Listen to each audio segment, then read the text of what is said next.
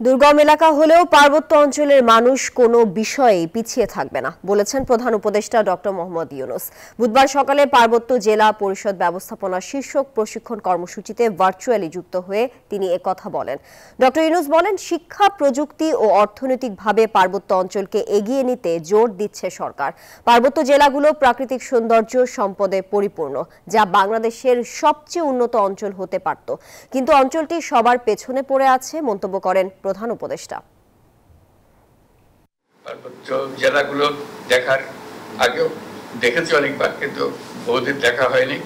এর মধ্যে অনেক পরিবর্তন হয়েছে পার্বত্য জেলাগুলোতে। সেগুলো দেখার সুযোগ পেতাম তাহলে যদি একবার আসতে পারতাম। তাই হোক, আশা করি ভবিষ্যতে এটা সুযোগ হবে। আমার লোভ হয়, কারণ এটা একটা অত্যন্ত চমৎকার একটা এলাকা।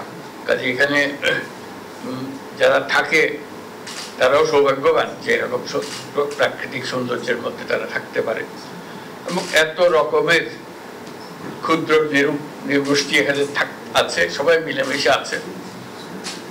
মিলেমিশে থাকতে হলে সমস্যাও হয়, সমস্যাগুলো আছে, কিন্তু সমস্যাগুলো সমাধানযোগ্য।